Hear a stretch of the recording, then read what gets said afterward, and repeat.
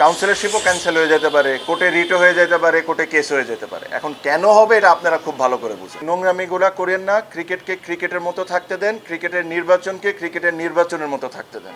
আমার পক্ষে হয়ে কারো কোনো কথা বলার দরকার নেই। 8-9টা টিম মানে হলো 150-200টা প্লেয়ার।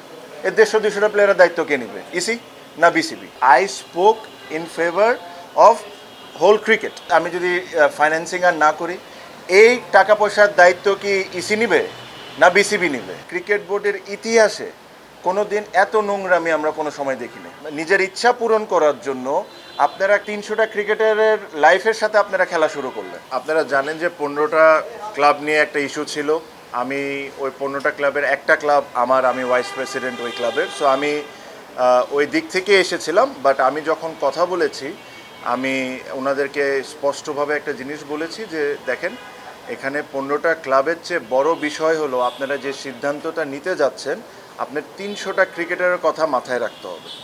কেন এই 15টা ক্লাব রেগুলারলি ক্রিকেট খেলে, বিভিন্ন ডিভিশনে ক্রিকেট খেলে, বিভিন্ন ডিভিশনকে প্রত্যেকটা প্লেয়ারদেরকে পেমেন্ট করে, ওই টাকা দিয়ে কিন্তু তাদের একটা বছরের 70-80% আয়। আর তাদের প্লেয়ারদের কথা খালি এখানে আসছে না, প্লেয়ারদের সাথে তাদের পরিবারও জড়িত। তো আপনারা যে সিদ্ধান্ত নেবেন, সিদ্ধান্ত নেওয়ার সময় এই জিনিসটা আপনাদের মনে রাখতে হবে। সেকেন্ডলি, ফর এক্সাম্পল, যে নিয়মে এই জিনিসটা করা হচ্ছে, কি কারণে করা হচ্ছে এটা স্পষ্টভাবে ক্লিয়ার। কেন করা হচ্ছে এটাও স্পষ্টভাবে ক্লিয়ার। এখানে আমাদেরকে এটা রকেট সায়েন্স না বোঝার জন্য যেটা কী কারণে করা হচ্ছে। আমি ওনাদেরকে কয়েকটা কথা বলেছি। আমি বলেছি যে দেখেন, এই 15টা ক্লাব নিয়ে যে ইস্যু ছিল, ইস্যুটা তো লাস্ট 6 মাস 7 মাস ধরে অনগোয়িং ইস্যু। এখনই আপনাদের এই কাজটা কেন করতে হলো? রাইট নাও এই জিনিসটা আপনাদেরকে কেন তুলে নিয়ে আসতে হলো? সেকেন্ডলি, বাংলাদেশের প্রত্যেকটা জায়গায় প্রত্যেকটা মানুষকে একটা অপশন দেওয়া হয়, একটা অপশন ক্রিয়েট করা হয়। আপনারা যদি 15টা ক্লাব নিয়ে যদি কোনো অবজেকশন থাকতো, তাহলে আপনারা কাউন্সিলর ফর্মটা দিলেন কেন? সেকেন্ড যে কথাটা হলো, এই কাউন্সিলরের যে 15টা কাউন্সিলরের মধ্যে আমি ধরে নিলাম 3-4জন যোগ্য কাউন্সিলর হতে পারে, যারা আসলে ক্রিকেটকে ডেফিনেটলি খুব ভালো একটা জায়গায় নিয়ে যেতে পারে, বা তাদের একটা স্বপ্ন থাকতে পারে। তাদের স্বপ্ন তো আপনি নষ্ট করে দিলেন। বিকজ আজকে যদি এটা বিপক্ষে যায়, তাদের আর কোনো চান্সই নেই নতুন করে কাউন্সিলর হওয়া।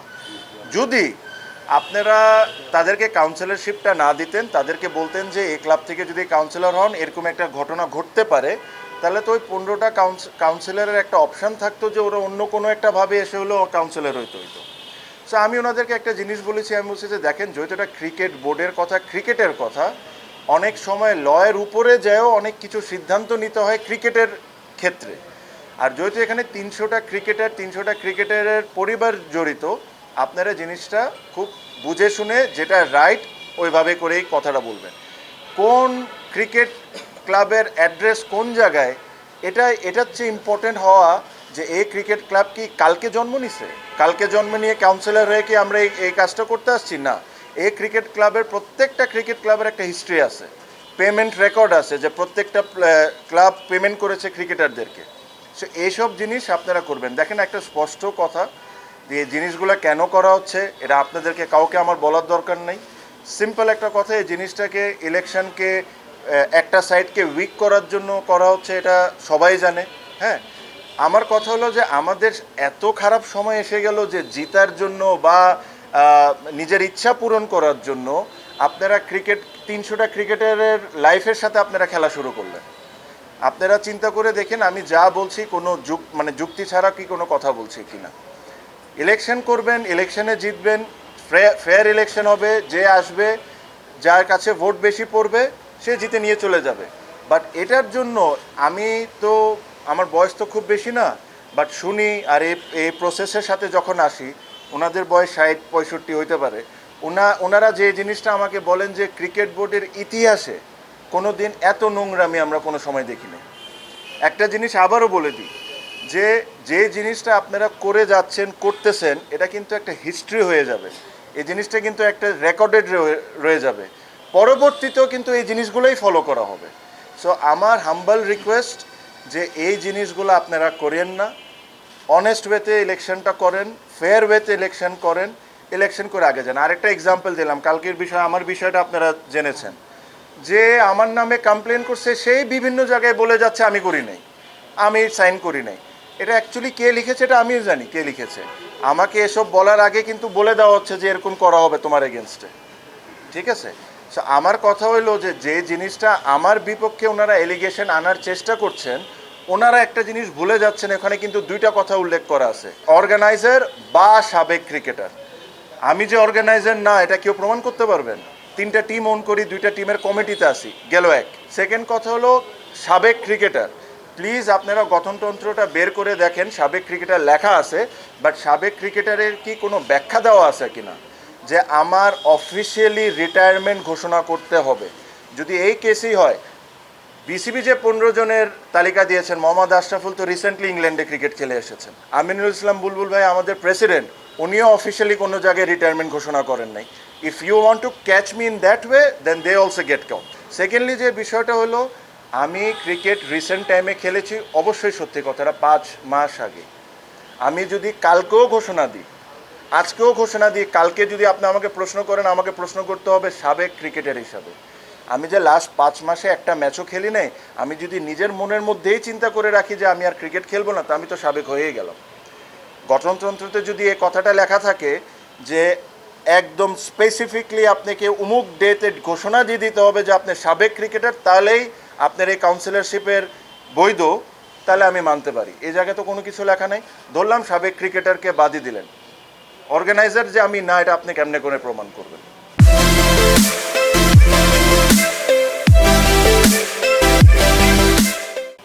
আমি গুলশান ক্লাবে কমিটিতে আছি, ওল্ড ডিএচএস এর কমিটিতে আছি। ওই চিঠিতে উল্লেখ করা লেখা যে আমি ওল্ড ডিএচএস এর সাথে আমার কোনো সম্পর্ক নাই। প্লিজ উপরে যান, যে ওল্ড ডিএচএস এর কমিটিটা খুঁজে বের করে দেখেন ওল্ড ডিএচএস আমি আসি কি নাই। এই মুহূর্তে চিটাগাংয়ে একটা খেলা T20 ফ্র্যাঞ্চাইজ চলছে, যেখানে আমি টিম ওন করি।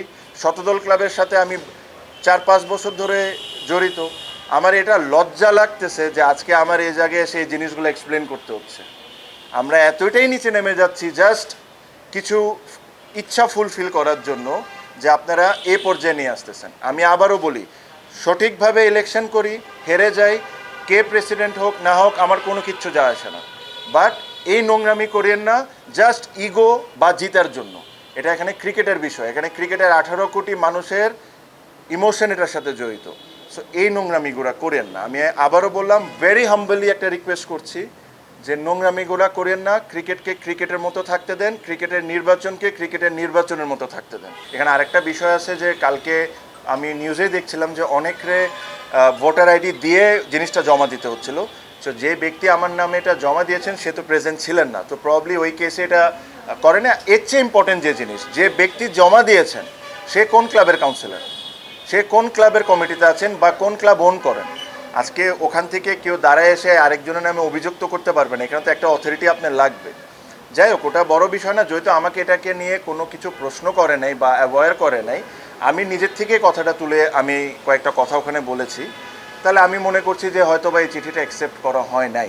বাট কালকে যেটা করা হবে না, এটা নিয়ে অবাক হয়েন না। আপনারা জানেন যে লাস্ট প্রিমিয়ার লিগের সময় প্রত্যেকটা প্লেয়ারের পেমেন্ট কিন্তু 50%-এর কম হয়ে গেছিলো, প্রত্যেকটা প্লেয়ারের পেমেন্ট।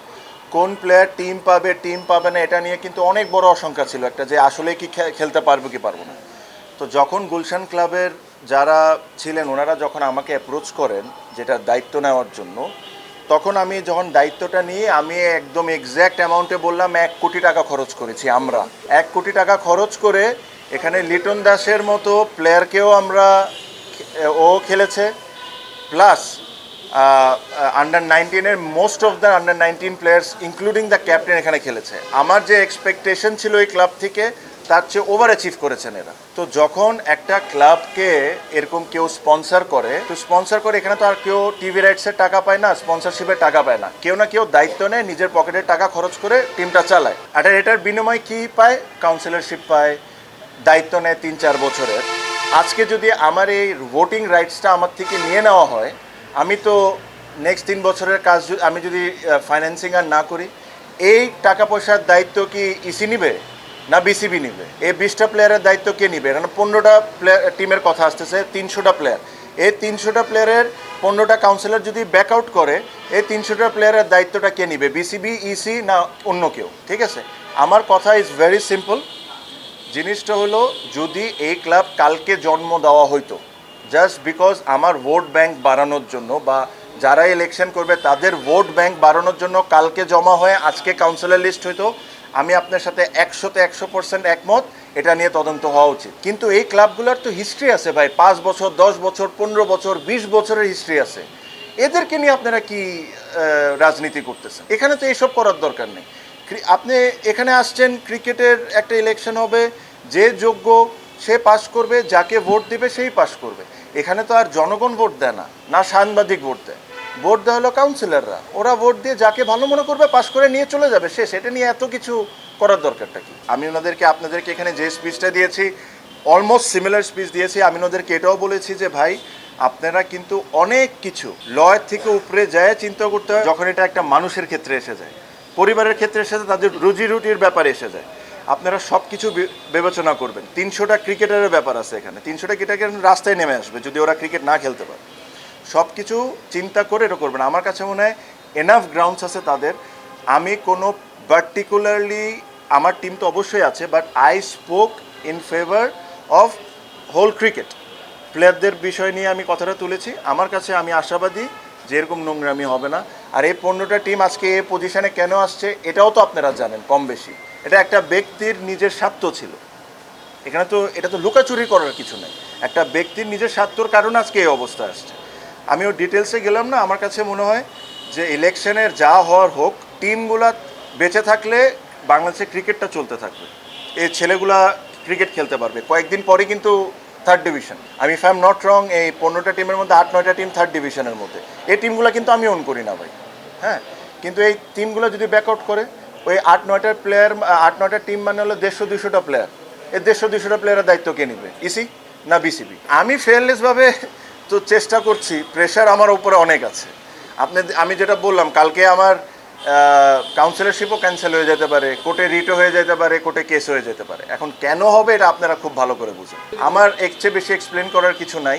আপনারা, you guys are smart enough to understand. না, এখানে ফ্লেয়ার ইলেকশন কেন হবে না? আমি বারে বারে একটা কথা বলি, আমাদের যে এই মুহূর্তে যে গভর্নমেন্টটা আছেন, এই গভর্নমেন্টের দায়িত্বর মধ্যে কি এটা নাই, ওয়ান অফ দ্য দায়িত্বর মধ্যে কি এটা নাই যে রিফর্ম করা? আমাদের এই গভর্নমেন্টের এই দায়িত্বের মধ্যে এটা নাই যে এমন করে দেশটাকে চালায় দেওয়া যেটা একটা এক্সাম্পল হয়ে দাঁড়াবে পরবর্তী গভর্নমেন্ট যারা আসবে এই জিনিসটা ফুলফিল করা? গভর্নমেন্টের একটা পার্ট যদি এভাবে করে ইলেকশনটাকে রিগ করার চেষ্টা করে বা এভাবে করে ম্যানিপুলেট করার চেষ্টা করে, তাহলে ভাইয়া এটা কি একটা গ্রেট এক্সাম্পল হয়ে দাঁড়াচ্ছে? আর এটা যে হচ্ছে না, এটা তো ভাই, আমি ওই দিন প্রেস কনফারেন্সে যা বলেছি আপনারা তাই দেখেছেন, তাই উল্টা সব ঘটেছে। কাউন্সিলের লিস্ট চেঞ্জ হয়ে যাচ্ছে, আপনি 7টার সময় না 5টার সময় ডেড লাইন, 8টা 9টা 10টা পরের দিন পর্যন্ত চলে যাচ্ছে, যেমনে মনে ইচ্ছা তেমনে তা করতেছেন।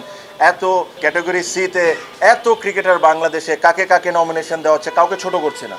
সবাই ক্রিকেটার, ছোট হোক বড় হোক, সবাই ক্রিকেটার, সবাইকে আমি রেসপেক্ট করি, হ্যাঁ। বাট নিজের পছন্দের মতো সব কিছু করা হচ্ছে। এই জিনিসগুলো আপনারা ক্রিকেটের সাথে, আমার যতটা বয়স 18 বছর ক্রিকেটের সাথে এই মাঠে, আপনাদের মধ্যে এখানে আমার চেয়ে ডাবল বয়সী আছেন যারা এই মাঠে আসেন, সবাই আপনারা জানেন কি হচ্ছে না হচ্ছে। সো আমি একটা জিনিস বলবো, ক্লিয়ারলি একটা মেসেজ দিব, আমার পক্ষে হয়ে কারো কোনো কথা বলার দরকার নেই। সত্যির পক্ষে হয়ে কথা বলেন, যেটা রাইট ওটা নিয়ে কথা বলেন। আমার পক্ষে নেওয়ার দরকার নেই, অন্য কারো পক্ষে নেওয়ার দরকার নেই। যদি আমি কোনো ভুল করে থাকি অবশ্যই এটা তুলবেন, কিন্তু আমার সাথে যদি কোনো ভুল হয় এই জিনিসটাও তোলার দায়িত্ব আপনাদের।